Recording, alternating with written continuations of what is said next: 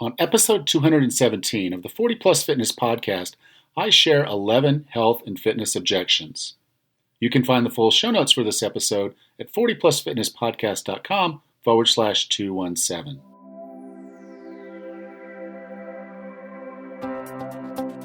Have you decided you're ready to make a change? To reclaim your health and fitness? The 40 Plus Fitness podcast is here for you. I'm your host, Alan Meisner. I'm an NSAM certified personal trainer with a specialization in corrective exercise and fitness nutrition. Let me be your coach as you find your way on your health and fitness journey. All right, let's go. We're getting to that time of the year when the resolutionists start to really tail off and go away. You know, they came in with all the good grand plans of getting healthy, losing weight, and getting fit. Worked out for a little while, did a few things, and then sort of just fell off. And I hope that isn't you. But if you did have a weight loss resolution and you just didn't quite make it, I do want you to check out Surefire Results for Weight Loss. It's a program I developed. Very simple, 3 lifestyle changes. Make those 3 lifestyle changes, and they're very simple lifestyle changes to make. In fact, most of my clients that have gone through it have been amazed with what they've been able to do with just these simple little changes. And you'll have me along with you each and every day to keep you on course, keep you going. It's a 28-day program. $1 a day is worth it. Make the investment in your health. Lose the weight. Guaranteed. You can find it at 40plusfitnesspodcast.com/surefire. That's 40plusfitnesspodcast.com/surefire. Okay, admit it. There have been points in time when you've told yourself that this health and fitness stuff just isn't for you. Or someone has told you that they don't want to work out with you because of, and then they have whatever their excuse is. Well, today I'm going to go into 11 health and fitness objections and give you the tools to either self-talk your way out of it or talk that friend into meeting you at the gym. Okay, now the first one I want to talk about is called bad genetics. And this is where someone will say, all of my family is this and all of my family is that. We've got bad knees. It's just a genetic thing and we can't do anything about it. Well, the true answer to that is hogwash. We have lived over 40 years. That tells me that we have the full genetic potential of a human being to live a full and rewarding life. We've lived past 40, which, for a lot of our ancestors dealing with all of the other things that were going on in their lives, like wild animals, hunting, all the work and all the toil, living past 40 is kind of a big deal now. We kind of take for granted that we should live till the age of 65 and then just keel over. But that's not reality. And the reality is we should not be spending the last half of our lives in poor health. So genetics will prevent you from being the next Arnold Schwarzenegger. It will prevent you from potentially completing the Boston Marathon in a world record time. But it will not prevent you from completing any goal that you set for yourself and you do the right amount of work and the right amount of rest and the right amount of food and the right amount of sleep and the right amount of stress reduction and just managing your health. You can do anything you set your mind to do. It's not your genetics, it is your mind. And if you can get past your mind, your body will go there. That's the limit. The limit is not your genetic potential, it's not your body, it's your mind. And if you get started, you'll recognize pretty quickly that your genetic potential is to be better than you are right now. Your genetic potential is to be a better person. You just have to put in the effort to make that happen. And that starts in the head. That starts with the decision and the commitment to move forward. So bad genetics is not a good objection. Doesn't work with me. Objection number 2, I've tried everything. And so this is the person who went through Weight Watchers, who went through Jenny Craig, who went through Nutrisystem, who went through that, who went through this, who took the pills and did the reps and, everything that came around, they did it and they couldn't lose the weight. And in some sense, I can sympathize with them because I went through a lot of that myself. I felt like I had really tried everything in that looking around the room, and yes, I'll raise my hand. I have bought Nutrisystem food. I've tried a lot of those things. I've tried the insanity workouts. I'm just like you. I've gone out and tried those things and they didn't work. And I realized, and this was kind of the epiphany of this, and that's what I kind of build a lot of my programs on now. It's not about a temporary fix. It's not about do this for a short period of time and then you can go back to being who you were, living the way you were. The reason we're in ill health, if we are, the reason we've put on extra weight, if we have, the reason we're not as strong or as big or as little as we want to be is because there's something about our lifestyle that we did over time that caused this problem. So for us to fix it, we have to fix our lifestyle. So it's not about going on a diet. It's not about eating the Nutrisystem foods. In fact, every time I see their commercial, I want to just yell at the TV. They're showing you the decadent cakes and brownies and pizzas and all that food. I'm like, well, yeah, you're going to give me a very, very little portion of that and say I can keep eating the foods I want to eat. When reality is I could have a very full, nice, rewarding meal if I just chose the right foods. So if I change my lifestyle to stop wanting the processed crap that they're going to send me in a box, ready for me to serve, when I'm ready to microwave it, with a shelf life of years, that's not health. And yes, some of the celebrities on those shows, they probably did lose the weight using that system. But if I told you I was going to give you $1 million to lose 50 pounds, but I need you to do it, and then after you've lost the 50 pounds, say you did it using my system, whether you did or not, are you going to lose 50 pounds? And I bet if someone offered you $1 million to lose 50 pounds and you needed to lose that 50 pounds anyway, you'd go do it. You'd hire a trainer, you'd quit your job for the year, and you just go out and get it done. Well, that's what these guys were able to do. And so I've tried everything, doesn't really float it with me unless you've really adjusted your lifestyle in a way that is sustainable and manageable and shows some results. And most people do the yo-yo like I did because they try something that will give them the temporary fix. They want the quick pill, they want the quick this, and then after they stop doing it, it stops working and they go back to the way they were. So the I've tried everything doesn't work unless they've tried the lifestyle change. And in most cases, they have not. Okay. Number 3 is I get bored. And again, this is another one of those where I just say, okay, then you're not doing it right. There is no workout out there that I've ever seen that is truly boring, except for treadmill rats. And those are folks that go in the gym and just sit down and get on the treadmill and say, I have to burn the calories off so I can eat the food I want to eat. When the reality of it is there are so many other pieces of equipment in that gym. There's so many other things that they could do that would be fun and entertaining and wonderful, that boredom is not the answer. And the reality is a good walk outside is never boring. I don't know a single time that I haven't been outside walking around that I didn't see something new, see something interesting, or run into something that I just enjoyed being around. You know, even if it's something as simple as hearing a bird sing when we're starting towards the springtime here in the South. You know, those types of things. So the exercise doesn't have to be boring. You've just chosen boring exercises. And, you know, I've worked with clients that they did the weightlifting for a while, and then after a while they're like, you know, I'm feeling like I just need to change something. And that's their body and their mind saying, okay, it's time for you to rotate this thing, do something different.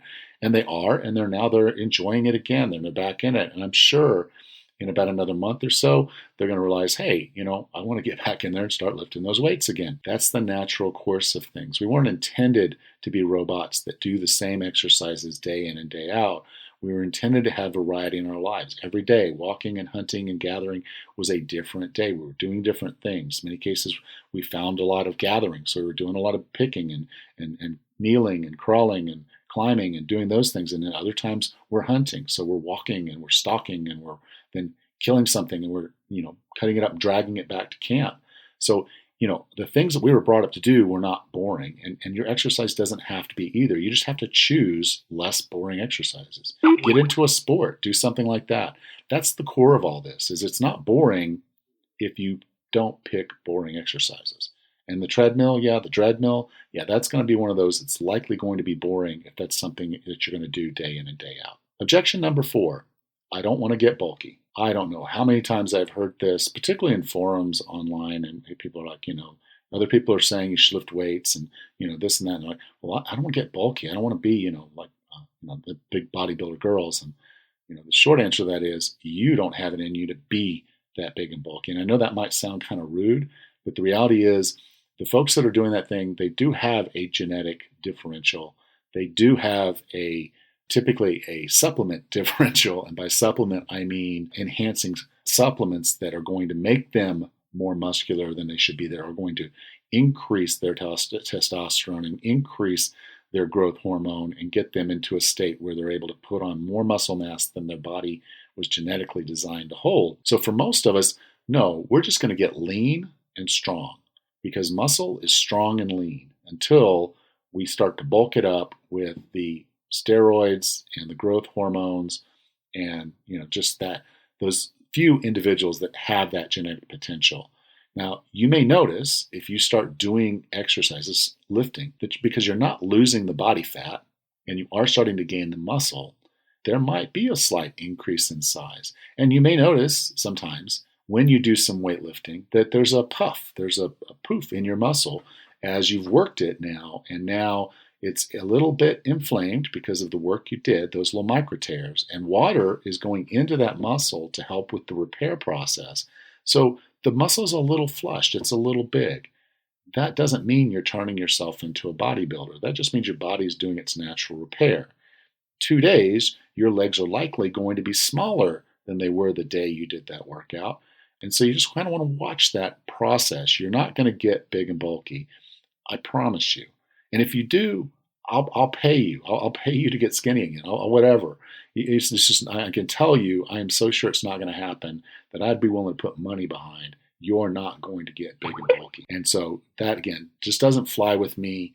I would tell them to prove it to me. Do 8 weeks, and if you get big and bulky, then stop. I was wrong, and we'll do something else. But you're not going to get bulky. Okay, number 5, I'm intimidated by the gym. Now, of all of these that I've talked about so far, this is the one I actually understand and I can get. I can actually get behind this one a little bit, because some gyms are a little intense and some gyms are a little intimidating. And there's been some work by some gyms to try to mitigate that. Planet Fitness has the no Hulk or whatever it is, hunk zones and stuff like that. They don't want the big bodybuilders in there lifting the weights to kind of intimidate people. But the reality is this, in any gym that you go to, no one really cares about what you're doing. No one is sitting there, unless they're just very, very weird social people. They're not staring at you. They're not interested in your workout. They might be interested in your safety if they notice you doing something unsafe. But in general, most people don't care. And you paid for a gym. You have just as much right to be in any section of that gym that is, right for you. Obviously, if you're a male, you're not entitled into the female areas, and if you're a female, you're not entitled in the male areas. But I can tell you that area over there where they've got all those free weights is not the male area. That's an open area for everybody. And if you're having some intimidation, there's a few things that you can do to kind of get around this. And one is hire a personal trainer and get them to take you in there and introduce you to the equipment and get you started so you're using good form and you understand what you're doing.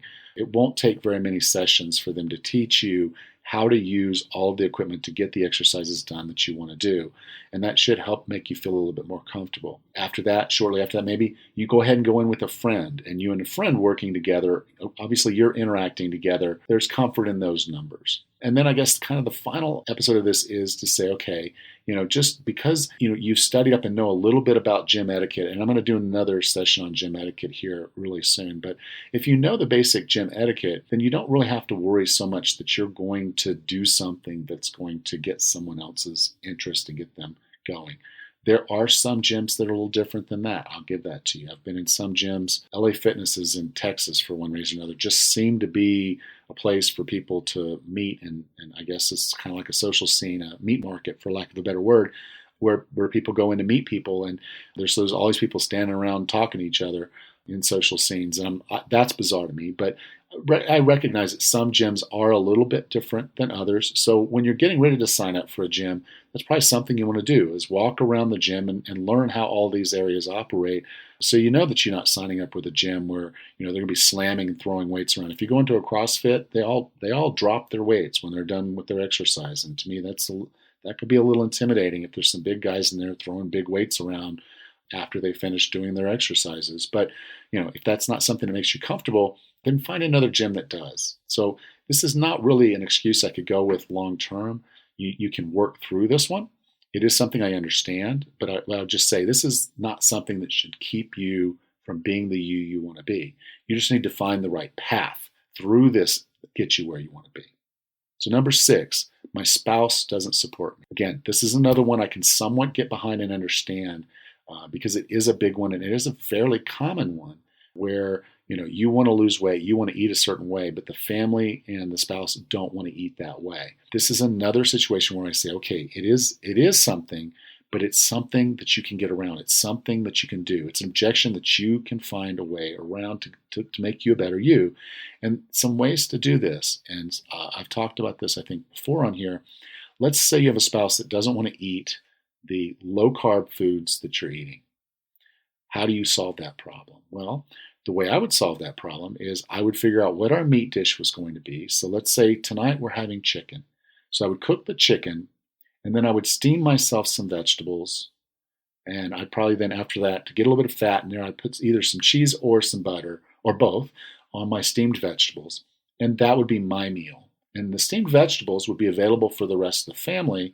But in addition to that, maybe I go ahead and I cook a starch. So I may do them a pasta, maybe with some linguine sauce. So they're going to have the pasta with the linguine sauce, or maybe it's a marinara sauce. So they've got the chicken with the spaghetti pasta, and then they've got the steamed vegetables that they can put some butter or cheese on, again, for themselves. And to them, that's a perfectly appropriate meal. They're comfortable with that meal. They feel like they got all the stuff they wanted, and you got what you wanted, and you were basically able to cook that in one single meal. You're just staying away from the starches and making sure there's an adequate amount of the other stuff for you to get the full complement of nutrition that you need to be. Now, let's say you're trying to get to the gym and the spouse doesn't want to support you. That could be a little bit more difficult, but that's a conversation and that's a relationship thing. And that's something you want to work on. And, I can't say that you should do one thing or another, but I'm just saying this is a conversation that if it's important enough to you, you need to have it and you need to win it. You need to win this discussion. You need to have your facts together. You need to understand why you want to do what you want to do, and you need to speak with emotion. But you need to do it in a way that the other person doesn't feel threatened. So do this in a way as I feel I should do these things, and I feel I need your support. And it's not the I'm not getting and you never. Avoid those conflict words, but use this opportunity to talk them into a frame of mind of understanding this need that you have to get this done. And heck, encourage them to come along. They may not want to, but always be there to support them and let them know that you need their support as well as you understand they need your support, and work that out. This is a tough obstacle, maybe one of the toughest I have on this list, but it is something that you should and must eventually figure out how to work out. Number 7, I can't move like that.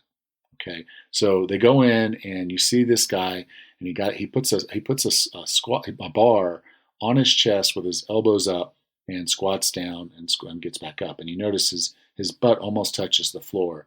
And what you realize when you go and even try to lift the bar, you can't lift that bar. They give you maybe something like a little PVC pipe, and they say, okay, hold the PVC pipe, and you recognize your elbows aren't going nearly as high as his elbows went. So the pipe's sort of sitting almost falling forward. It's not sitting on your hands the same way. You go to do the squat, and your movement pattern isn't quite there, so you actually don't go down, but maybe a fraction of a foot, maybe 4 inches, 6 inches. And at this point, you realize I can't move like that guy, and that's actually an awesome understanding. That's actually an awesome lesson, is that you can't move like that guy yet. Okay, that's the challenge. You have some movement pattern issues. You have some strength issues. You have some other issues, and that's fine. You're not them. You're not competing with them. You're competing with you. So now you have a baseline of, with this PVC pipe, I need to be able to do this full front squat, which is what I was just explaining to you, that exercise. I need to be able to do the front full squat through the full range of motion before I ever even consider adding any weight to this exercise, so I don't hurt myself. And then you can start working on the mobility and the different things that you would need to have, the different components of mobility, strength, and endurance, where you could do this exercise yourself. with weight. That's going to take some time. That's going to take some effort. But now you actually have goal number one. I want to be able to do a full front squat with 45 pounds, that bar. That's the goal. You now know what it is, and you can start working towards that, building your mobility, make that a daily practice, building your strength, making that something you do 2 or 3 times a week, and building your endurance, which can be done multiple times throughout the day. But obviously in your workouts, understanding that doing a sustained amount of work is going to take some endurance. So working it. That's a goal, and now you have the little things that you're going to do to make that goal happen. So thinking that you can't move like something or do something somebody else does, that's not a problem. That's a goal. That's a goal in the making. If that's what you want. If you want to be able to move like that, you can. It's just going to take some time. It's going to take some effort, but you can. So number 8 is I don't have time. I don't like this objection for a lot of reasons. I understand that time management is a challenge for us, but what I really hear when I hear someone say, I don't have time, is I hear them say, this is not a priority for me. And the reason I hear that is because if I ask them to write down everything they had done in the last 24 hours, I'd be willing to bet there was more than 30 minutes of TV time or Facebook time or something like that in there. Now, they might not readily admit that, but if this is your objection, I don't have time, go back and do a little mental time journal of the last 28 to 48 hours.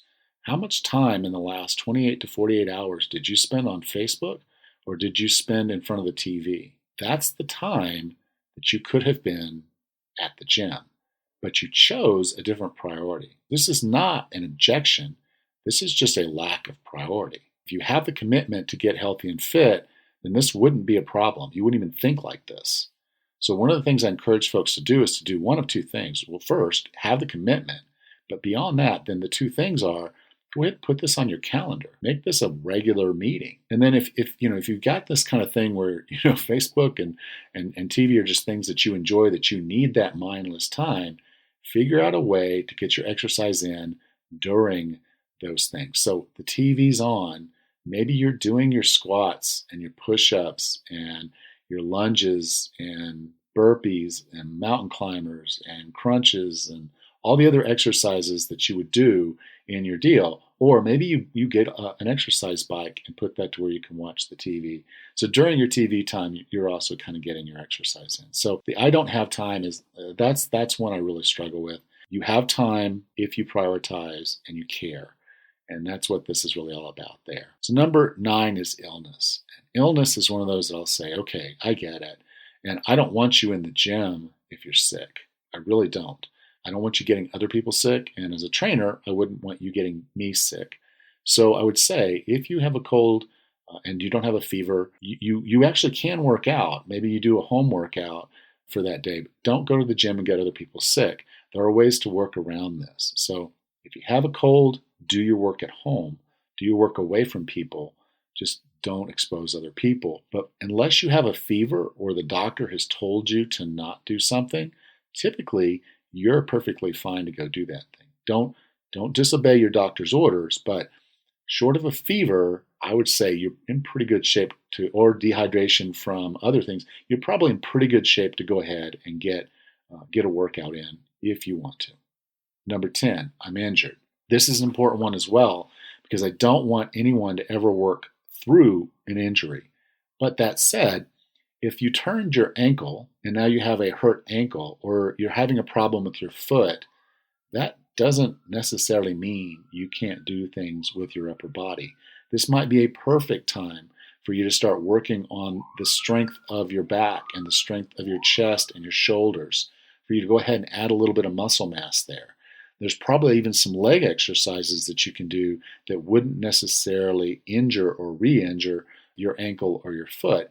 You have to play that by ear, but just recognize that there are ways to work around an injury. And that's what you should do. Don't work through an injury, work around the injury. And if you're doing your rehab right, you're getting things well, you'll be back at it sooner. And as a result of taking the time to work out while you're in this situation of injury, you'll be in better shape when it's all over. If you just say, okay, I'm injured, my ankle's hurt, I've been told not to be on it for 6 weeks, and you just decide you're going to sit on the couch for those 6 weeks, you're going to be miserable when you try to go back, and you probably won't go back, to be honest with you. So I would say go ahead and make a practice of still doing your workouts, just work around that injury and not through it. And then number 11, I don't know where to start. This one, okay, I get, because for me it was a little challenging as well. Even though I had kind of a health and fitness background of being an athlete and spending time in the gym and all this, when I first got into some of this, I was like, okay, what do I really want to do here? What are my plans? Why? I knew I wanted to lose weight. I knew I wanted to gain muscle. I knew I wanted to be able to do a lot of these other physical things. They all seemed to be somewhat competing in my mind. And then I didn't really think through the process that in many cases, these skills are complementing. And I just really need to figure out a program that works for me. So that starts with a goal. So once you kind of have solidified your goal, because you have a vision of what you want the end game to be, now you can set those interim goals. And by setting those interim goals, you can say, okay, I know what this looks like now. I know what the end game looks like. So now I just have to put together a program that'll get there. And if you're not able to do that yourself, which I understand, in many cases, I've actually went and did some research, got my certified personal trainer so that I could actually do this for myself. But you may not have the time or the inclination to go that far. So go ahead and hire somebody. Go ahead and hire a personal trainer. I do have a couple programs. If you're trying to lose some weight, I'd strongly encourage you to go check out Surefire Results for Weight Loss at 40plusfitnesspodcast.com/surefire. With that program, it's very simple lifestyle changes that are going to make a huge difference in your life. I lay it all out for you. There's a guidebook. It's all there. So if you don't know where to start, Surefire Results for Weight Loss at 40plusfitnesspodcast.com/surefire is how to do that. If you're wanting to kind of start getting into maybe lifting weights and doing a little bit of that, I have a program for that. And this one's actually absolutely free. It's at 40plusfitnesspodcast.com/strong. And it's called Getting Started in Strength. The only thing you have to do is go out and buy a resistance band, because some of the exercises will require that. But other than that, this is a complete program you can do at home, and it requires no other equipment than those resistance bands. It's 5 exercises, very simple. I give you clear demonstration videos on each of the exercises to help you get through that program. And again, it's going to give you the basics to get you started on a program. So if you don't know where to start, there's where you start. You go to 40plusfitnesspodcast.com/surefire, or you go to 40plusfitnesspodcast.com/strength, strong, or hey, do both. They are complementary programs. My beginner programs are complementary. You can do the strength program at the same time that you're doing the weight loss program. So those are the 11 health and fitness objections that I hear the most, and the reasons why I think they're invalid. So I'll go over them again really quickly as a recap. Bad genetics, and that one's just not true. We were genetically inclined to be better than we are. It's our lifestyle that got us where we are. We need to change our lifestyle, and we will see our genetics do what they are intended to do, and we will be better. Number 2, I've tried everything. And the answer is you have not tried everything if you have not changed your lifestyle. Changing your lifestyle will change your life, and that's the right path. The other programs, they work in many cases. They work temporarily. They work for some people. If you read the fine print in the ads, these are not typical results, what you're seeing on TV. They are the atypical results. They are the top 1%, the 10%, the A-plus students, the valedictorians of this program. They're showing you the best of the best and making you believe that that would be you. And you go through it and it isn't you. So you haven't tried everything if you haven't tried to change your lifestyle. Number 3, I get bored. And the short answer to that is no, you're not getting bored. You're just doing boring programming. You're not looking for ways to make what you're doing interesting. So get past that and find interesting things to do that help you get your health and fitness goals met. Number 4, I don't want to get bulky. Not going to get bulky. Put in 8 weeks. Prove to me that you can get bulky. Take a picture. Take a before picture and after picture. If 8 weeks you can get bulky, then you're surprise, surprise. I don't think you can do it without the steroids, without piling on a ton of protein and just really the intense work that a bodybuilder puts in for you to truly get bulky. I think you're going to get slim and strong and feel better for lifting weights. So you're not going to get bulky. Number 5, the gym intimidates me. I get that. Find a way to get in there. either through hiring a trainer, going in with a friend, or just finding a gym that has the free weight equipment that's just a little less intimidating to you. There are ways to get this done without the intimidation. And if your gym intimidates you, then that's just poor management. That's not you. So find a way to get in there and get the work done because you know you need to. Number 6, my spouse doesn't support me. Fully get that.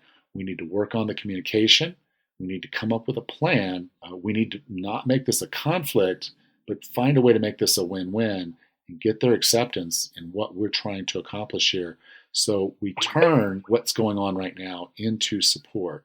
And when they start to see the results, I think they'll be gangbusters with you, and hopefully maybe you can get them on board with you. Number 7, I can't move like it's actually not a problem or objection. That's a challenge. That's your body telling you, hey, I can do better. I see someone doing better, and I can do as well. I just need to go through the steps in the right way to improve myself to a point where I can. And no, you may not be able to run a marathon, and you may not be able to look like a bodybuilder, but if you're looking at a reasonable movement pattern, you're looking at a reasonable strength goal, you can get there. It's just going to take some time and effort and willpower to just push yourself there, but you can do it right, and you can get there at your own pace. It's you versus you. It's you compared to you, not you compared to them. But if you see a movement that you know you should be able to do and you can't, start making the effort to do it because eventually you will. Okay, number 8, I don't have time. Hogwash. Make the time. Make it a priority. Put it on your calendar. Show up. If you told your spouse that you were going to meet them at the airport at 6 o'clock in the morning to pick them up, where are you at 6 o'clock in the morning? You're at the airport. How? You woke up an hour earlier than you would have, and you went to the airport. You got it done, okay? That's what this is all about. Make the commitment to yourself, and then you'll find the time when it's a priority. Number 9 is illness. And yes, by all means, do not go to the gym and spread your illness. But unless the doctor has told you not to work out, it's a fever, maybe you've got irritable bowel, maybe you're nauseous, those might be reasons for you to avoid a workout. But if you feel like you're capable, you can do the workout at home. You can find a way to get the work done if you really want to get it done. Number 10, I'm injured. Never want you to work through an injury, but we can work around an injury. Find a way, find something fitness related that you can do that moves you closer to your goal that doesn't hurt you or injure you further. And there's many ways to do that to get more fitness out re-injuring or extending the injury that you have. And then finally, number 11, I don't know where to start. I've given you a little guidance here. This show is all about helping you. If you have any questions and anything I can help you with, then I encourage you to reach out. If there's some basic things that you want to know, if you're trying some things and you're not sure they're quite right, just reach out to me. I'm here to help. You can go to our Facebook group at 40plusfitnesspodcast.com/group, or you can email me at main@forever.fitness. And either way, I'm glad to get your questions. I'm glad to help you out in any way that I can. No more excuses. If you're looking to lose weight, I've gone through all your objections. It's time to move on. Go to 40plusfitnesspodcast.com/surefire and sign up for Surefire Results for Weight Loss. 28-day program, results guaranteed. You'll lose the weight, 3 simple lifestyle changes. 40plusfitnesspodcast.com/surefire. Next time on the 40 Plus Fitness Podcast, we meet with Jo Marchant and discuss her book, Cure, Into the Science of Mind Over Body. Until then, have a happy and healthy day.